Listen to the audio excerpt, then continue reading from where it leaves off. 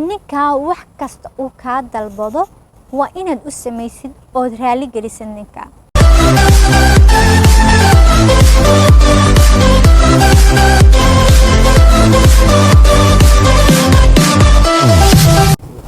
السلام عليكم ورحمة الله وبركاته. سلوات أصحاب تقاليد من كستود أدونك جوكتان.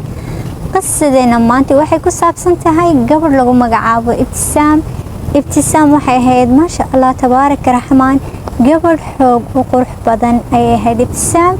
Ibtisaam waxay jeclaan jirtay waxbarashada, waxay jeclaan jirtay markasta inay iskoolkeeda dhamayso, maadaama jeclaan iskoolkeeda inay dhamayso iyo waxa daamin dhici jirtay inay soo doontaan dad badan, laakiin iyada way diidi jirtay waana yareyd da'deedu markaa. waxay jecleed inay iskoolkeeda dhamayso. waxa ay dhamaysay iskoolkeeda markii dambe iskoolka sare way dhamaysay, markaa waxay jeclaan jirtay inay doctorate noqoto oo jaamacad bilowdo. laakiin waxa weeyaan Ibtisaam gabadh xoog duruuf u hayso, gabadh faqiirada oo jaamacad gali karin, aabaheedna ma jecla jaamacadda iyo waxaas. waxay deganaayeen meel yar oo tuulo ay deganaayeen ama qaryad. Ibtisaam waxa soo doontay nin taajira ayaa u yimiday oo ka yimiday khaliijka. marka iyaga khaliijeen may ahayn, waxa uu ka shaqayn jiray xaggaas, wuxuu ahaa nin shirkad leh soo u sheegay oo businessman ayuu ahaa. wuxuu yidhi waxaa la ii soo sheegay inaad gabadh qurux badan dhasheen oo sasaan idinku imiday, marka gabadhiina haddii aad ii yeeshaan wax kasta waan idin samayn doonaa, khaliijkana waan u kaxayn doonaa, xaggaas ayaan tegi doonaa. wuxuu yidhi hooyaday waa qof weyn, waxay ku nooshahay dowlad ka mid ah khaliijka, may jeclaysan inay sheegto waayo iminka gabadh la qabo weeyaan, ma rabta inay sheegto faahfaahinta kale. waxa dhacday inuu yiraahdo anigu waxaan ahay nin businessman, toddobaad ka badan 2 toddobaad ka badan ma joogi karo, gabadhiina haddaad yeeshaan wax kasta waan idin samayn doonaa. waana nin qaniya, iyadana waxay ku riyoon jirtay haddii ay guursato qof iska yara ladan, iyada ma jeclaan jirin qof qaniya, laakiin haddii qof iska yara ladan ay guursato inay ka dalbato jaamacadeeda inay gasho jaamacad dhamayso. waxay jirtaa 18 sano markaas. waxa dhacday in aroos loo sameeyo oo reerkii yeelaan oo lacag badan iyo meher badan uu bixiyo. aabaheed markii meherkii u horeysay uu maqlay gabadhii ninkii uu ku daray, iyaduna way ogolaatay inkastoo ay ka yara baqbaqanaysay sababtoo ah isaga muu deganin tuuladan, wax yani family u degan ama isaga ma jirin, qof la garanayayna mu ahayn. wuxuu watay laba nin oo yidhi familygayga weeyaan, way ii dhow yihiin. waxaa jiray buu yidhi aabahayna wuxuu sheegay inuu dhintay una walaalana lahayn. markii saas dhacday gabadhii maasha Allah waxa loo sameeyay, waxaanu dalbaday in loo sameeyo aroos yar oo kooban oo sii badnay. iyaguna waa dad tuulo ku nool oo aroos kooban iska samaysteen uu samayn doono markay xagga tagaan khaliijka tagaan, inuu u samayn doono aroos weyn oo xagga gurigaas iyo familyigiisa aroos weyn ku samaysan doona, maadaama reerkiisu halka degan yahay, isna uu nin aan shaqadiisa ka habsaami karin yahay. lacag badan markuu bixiyay gabadhii ninkii waa lagu daray. gabadhii maasha Allah ninkii markii lagu daray waxay tagtay xaggaas. habeenkii arooskii saas u dhacayba may habsaamin ee waa la kaxeeyay, way dhoofeen. markay tageen waxa lagu soo doonay maasha Allah tabaarak raxmaan baabuur wareer ah, baabuur madow oo dadka tijaarta isnaacay baabuuradooda ayaa lagu soo doonay. markii lagu soo doonay waxa dhacday in haddana filad la geeyo, filad weyn la geeyo, filad la geeyo. gabadhii way u qaadan weyday, dhan way ka baqanaysaa. waxay leedahay wallahi ninkan aqoon yani wax dad aqoon u leh oo ma aragtay nin la garanayo maaha, cabsi baa ku yara jirta. mid labaad markii ugu horeysay diyaarad raacdo ay haddana dhoofto ay wadan kale tagto ama ay diyaarad raacdo markii ugu horeysay ay ka baxdo qaryadeeda. waxa la geeyay guri wareera way u qaadan weyday. Ibtisaam dhan way ka faraxsantahay, dhan way ka yara cabsoonaysaa. waxay leedahay maasha Allah gurigan macquul miyaa in aad ku noolaan doontid gurigan iyo noloshan way u qaadan weyday way soo galeen ninkayga waxay tiri qosolka ka baxaya iyo farxadda iyo ibtisaamada ka muuqata waxay ahayd tu aan la soo koobi karaynin ayay ahayd anuu faraxsanahay kamaan bay tiri maasha allah waxay tiri si u sii soconay qolkii hurdada ayaan galnay waxaan idhi qofkan muxuu qolka hurdada kaala soo doonay iminkaaba timaadeene laakiin waxay tiri qolkii hurdada markaan galnay waxa ku diyaar waxay tiri kuraasi baa yaalla waa qol weyn bay tiri gabadh garanaysaan guryaha filooyinka say u dhisan yihiin waxay tiri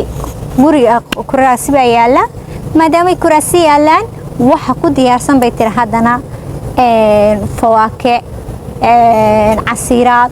cuntooyin badan oo la sii diyaariyey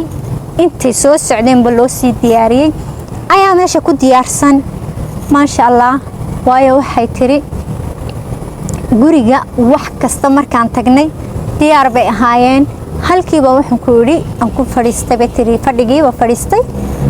qolka ku dhex yaalay waxay tiri ninkay wuu qoslayaa wuu faraxsan yahay anuu xishoonayaa waxay tiri casiirkiibuu ii shubaa koobka iigu shubaa waxay tiri fawaakiibuu isiiyaa cuntadii buu igu yidhaahdaa cun waxay tiri markaan cuntadii cunay casiiraadkii cabbay aan cuntadii cunay ayaa waxay tiri miirkuba wuu iga tegay mana is ogi wax yar casiirka marka isna wuxuu ku yidhaahdaa markasta cab casiirkan cab way cabtaa gabadhii miirkii uu ka tegay gabadhii markuu miirku ka tegay waxay soo toostay subaxii ayay soo toostay haddii subaxii soo toostay gabadhii waxay soo toostay subaxii waagu markuu baryay waxay soo toostay tii iyadaba nooc kale ah oo moodid bahal inuu cunay ayay soo toostay way ka yaabtay jirkeedii markii ka yaabtay waxay albaabkii furtay albaabka qolkii markii furtay ninkii baa kaga hor yimiday wuxuu ku yidhi subax wanaagsan markuu ku yidhi waxay ku tiri maxaa dhacay maxaa jirkayga waxaanoo nabaro oo jirkayga ku yaalay dhiiggan muxuu yahay sababta aan saan u noqday maxay tahay mid labaad waxay tiri sababta aan wax u dareemi waayey say ku dhacday bay tiri inaanan waxba dareemin waan xilligan soo tooso yacni ilaa xalay ilaa saaka intaasoo dhan inaanan ugu jiifo oo maaragtay aan xilligan soo tooso say ku dhacday wuxuu ku yidhi waxaad tahay qof xalaashayda ah waad daalanayd saas darteed waad seexatay casiirkaad waxay igu dartay bay ku tiri casiirka bay tiri casiirkaad waxay igu dartay soo maaha bay ku tiri inuu qof bili-aadmi bay tiri san ma noqon karee mid labaad bay tiri waxaan jirkaygu siduu san u noqday wuxuu ku yidhi waad iska garan kartaa qof waxaan ahaa yacni gabadhiisa xiso u qaba dad iminkana isku xalaalaynu nahay raalli noqo kaale quracanay tiyo yaaban oo isweydiinaysa sababta ay maaragtay ay waxba u ogaani weyday ee waxba u dareemi weyday subaxii iska soo toostay ka yaaban iyo nabarada ku yaala ayaa waxay dhacday inuu yidhaahdo kaale quracanay quraacdii buu u tegeen subaxii markay quraacdii u tegeen ninkii wuu iska baxay markuu baxay maalintii oo dhan sidiiba ku maqnaa sidii markuu ku maqnaa habeenkii baa la gaadhay habeenkii markii la gaadhay niman waxaa security ba albaabka taagan dharmadmadow oo ayay tiri waxay u tagtay nimankii waxay ku tiri ninkaygii aaway ilaa xilligan muu soo noqonay waxay ku yidhahaan shaquu leeyahay wuu imanayaa albaabkiina horey u sii xidheen waxay tiri nimankan maanaa laygu ballamiyo albaabka lay dhigay kelmad haddii igu yidhaahdeenba albaabkii horey ka xidheen waxay tiri waan iska soo noqday waqtigaasina telefoonna ma jirin waxaa la isticmaali jiray telefoonkii nookiyada qadiimka ahaa ayaa la isticmaali jiray meel la iskagala hadlaa ma jirin waxay tiri waan iska fadhiistay ninkii